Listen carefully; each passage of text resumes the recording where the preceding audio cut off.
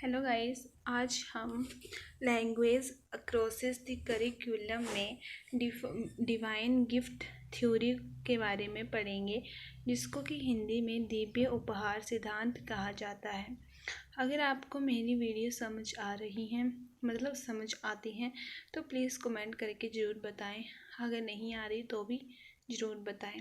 वैसे तो मैं रिटन में नोट्स बनाकर वीडियो अपलोड करती हूँ ताकि आसानी से समझी जा सके। तो प्लीज़ कमेंट करके बता दें कि समझ आ रही है या नहीं। वैसे तो रिटन में आई थिंक समझ आती होंगी, पर प्लीज़ फिर भी बताएं।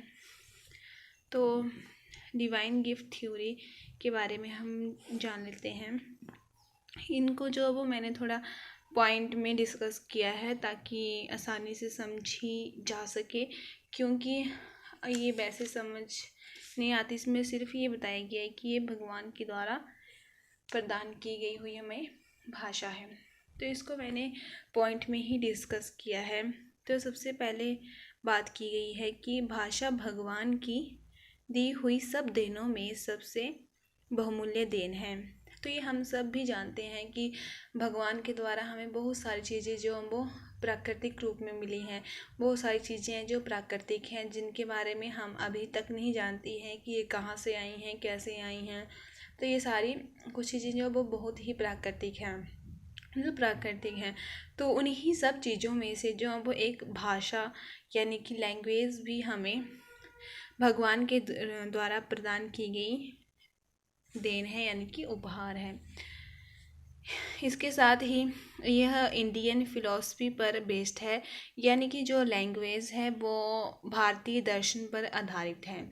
ठीक है। फिर आता है कि इस सिद्धांत के अनुसार भाषा एक दिव्य उपहार है जो कि भगवान के द्वारा दिव्य उपहार के रूप में हमें मिला है। तो भाषा जो है वो भगवान के द्वारा हमें प्रदान हुआ एक उपहार है, क्योंकि हम सब जानते हैं कि अगर भाषा नहीं होती, लैंग्वेज नहीं होती, तो हम अपने विचारों को दूसरों के सामने नहीं रख सकते थे।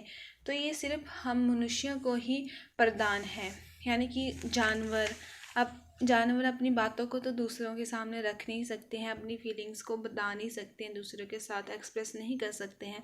लेकिन हम मनुष्यों को भगवान के द्वारा एक ये दिव्य उपहार मिला है कि हम अपने विचारों को दूसरों के सामने रख सकते हैं। तो इसमें यही है, इस थ्योरी में यही बताया गया है कि जो भाषा है, इस थ्योरी के अनुसार, अकॉर्डिंग टू थ्योरी, कि लैंग्वेज जो है वो हमें भगवान के द्वारा दिव्य उपहार है, मतलब भगवान के द्वारा प्रदान किया गया एक दिव्य उपहार है। आता है कि इस सिद्धांत के अनुसार भाषा ओम शब्द के 3 अल्फ़ाबेट के कॉम्बिनेशन यानी कि संयोजना से बना है A plus O plus M, जो कि हमारी भाषा की जड़ कही जाती है, और इसी को ही हमारी भाषा की जो है वो जड़ कहा जाता है। तो जब हम ओम को बोलते हैं तो ओम, तो इसमें आता है कि ये A plus O plus M के कॉम्बिनेशन से बना हुआ है। ठीक है। और इसी के साथ साथ ये जो है वो रिप्रेजेंट करती है किसको? ब्रह्मा, विष्णु और महेश को। ठीक है। उसके बाद आता है अकॉर्डिंग टू हिंदू, कि हिंदूज़ का क्या मानना है, कि हिंदू क्या मानते हैं इस के, मतलब उसके विचार क्या है उनके। तो हिंदू लोगों का मानना है कि भाषा ब्रह्मांड के निर्माता ब्रह्मा की पत्नी देवी सरस्वती से आई है। तो जो हिंदू हैं, हम भी हिंदू हैं, मैं हिंदू हूँ, तो मानना है कि भाषा ब्रह्मांड के निर्माता ब्रह्मा की पत्नी देवी सरस्वती से आई है। अकॉर्डिंग टू क्रिश्चियन, जो क्रिश्चियन है उनके अनुसार क्या है कि भगवान ने दुनिया को बनाने के लिए, मतलब जब भगवान ने दुनिया को बनाया तो उसके बाद उन्होंने एक आदम को बनाया, और जो आदम को बनाया था, और उसी आदम ने हर जीवित प्राणी को बुलाया, वही उसका नाम था। तो अकॉर्डिंग टू हिंदूज भी आ गया, अकॉर्डिंग टू क्रिश्चियन। उसके बाद आता है अकॉर्डिंग टू मुस्लिम। अकॉर्डिंग मुस्लिम का मानना है कि सत्रोत अल्लाह है। अल्लाह को आमतौर पर अरबी में ईश्वर यानी कि अल इलाह का अर्थ माना जाता है। सभी मुसलमान और अधिकांश ईसाई स्वीकार करते हैं कि वे एक ही ईश्वर में विश्वास करते हैं, भले ही उनकी समझ अलग अलग हो। तो मुस्लिम का मानना है कि जो सत्रोत है वह अल्लाह है और अल्लाह को ही आमतौर पर क्या कहा जाता है, ईश्वर।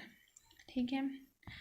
अकॉर्डिंग टू इजिप्शियन, उनका क्या कहना है कि तुझ से आया है, तुझ मिस्र के लेखन, जादू, ज्ञान और चंद्रमा के देवता हैं। जो ये हैं वो कौन है, मिस्र के लेखन, जादू और ज्ञान के देवता है। वह प्राचीन मिस्र के सबसे महत्वपूर्ण देवताओं में से एक था। ठीक है।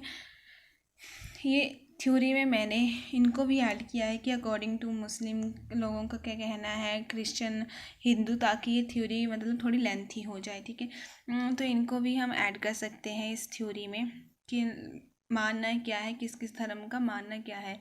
फिर इसमें आता है कि इसी प्रकार ऐसा कोई भी समय नहीं था जब लोग बिना भाषा के थे, है ना। ये तो हम भी जानते हैं, जब बच्चा जन्म लेता है तो वो मतलब उसको पता होता है कि जैसे जैसे वो बड़ा होता है, इन्वायरमेंट में आता है, तो उसको पता है कि मैंने बोलना है। ऐसा नहीं है कि हम बच्चे को डॉक्टर के पास, हर बच्चे को डॉक्टर के पास लें। हाँ, कुछ प्रॉब्लम हो उसे बोलने में तो डॉक्टर को दिखाना पड़ता है, पर ऐसा नहीं है कि हर बच्चे को हमें डॉक्टर के पास दिखाना पड़ता है कि इसको बोलना सिखाओ, या किसी और के पास लेके जाना पड़ता है कि बच्चे को बोलना सिखाओ, फिर बोलना सीखेगा, नहीं तो नहीं सीखेगा। तो ये जो वो प्राकृतिक है। जैसा बच्चा बड़ा होता है, आई थिंक 1 साल के बाद मैक्सिमम 1 साल या 1 साल के अंदर भी थोड़ा कुछ शब्द को बोलना वो शुरू कर देता है, स्टार्ट कर देता है बोलना। तो इसी प्रकार जो होता है वो जब बच्चा जन्म लेता है, जब बच्चा जन्म लेता है तब से ही वो बोलना शुरू कर देता है, 1 साल के लगभग पास में। तो जब से मनुष्य की उत्पत्ति हुई है उसमें में बोलने की क्षमता थी। ठीक है। फिर इससे यह जाना जा सकता है कि इंसान ने भाषा का आविष्कार नहीं किया है, जैसे कि कुछ वैज्ञानिकों का मानना है। तो कुछ वैज्ञानिक मानते हैं कि जो हमारी भाषा है उसकी जो उत्पत्ति है वो मनुष्य के द्वारा की गई है। लेकिन ये जो थ्योरी है, जो सिद्धांत है, वो ये कहता है कि जो वैज्ञानिक ये सब मानते हैं वो गलत है, क्योंकि जो भाषा है वो हमें मनुष्य की देन नहीं है, वो हमें ईश्वर की देन है। तो जैसा कि कुछ वैज्ञानिकों का मानना है कि भाषा जो है वो मनुष्य की देन है, तो वो ये थ्योरी बोलती है कि ये जो है वो भगवान की देन है। इस थ्योरी के द्वारा मानना है कि अकॉर्डिंग टू थ्योरी कि भाषा जो है वो भगवान की देन है, ना कि वैज्ञानिक जो मानते हैं कि मनुष्य के द्वारा आविष्कार किया गया है इसका। तो परंतु यह इंसान को भगवान की तरफ से दिया गया एक दिव्य उपहार है। इसमें बताया गया है ना कि ये जो है वो भगवान की तरफ से दिया गया एक दिव्य उपहार है। तो इस थ्योरी में जो था वो इतना ही है कि सिंपल में बोलूँ तो ये एक थ्योरी है, इसी बेस पर है पूरी की पूरी कि जो हमारी लैंग्वेज है, जो हमारी भाषा है, वो जो है वो हमें भगवान के द्वारा गिफ्ट मिली है, मतलब उपहार के रूप में मिली है, एक दिव्य उपहार के रूप में हमें प्रदान हुई है, उपहार के रूप में। ठीक है। तो इस थ्योरी में सिर्फ इतना ही है। अगर आपको ये थ्योरी समझ आ गई है तो प्लीज़ कमेंट करके बता दें, अगर नहीं आई है तो भी बता दें, अगर आई है तो प्लीज़ ज़रूर बताएं ताकि मैं नेक्स्ट थ्योरीज को भी अपलोड करूं, नहीं तो फिर कोई और वीडियो को अपलोड करूंगी। ठीक है। अगर आ गई है तो प्लीज़ बताएं, सिंपल तरीके से समझाने की कोशिश की है वैसे तो, पर नहीं आई है तो भी बता दें प्लीज़ कमेंट करके, और लाइक भी कर दें अगर अच्छी लगी है तो, और सब्सक्राइब ज़रूर कर दें।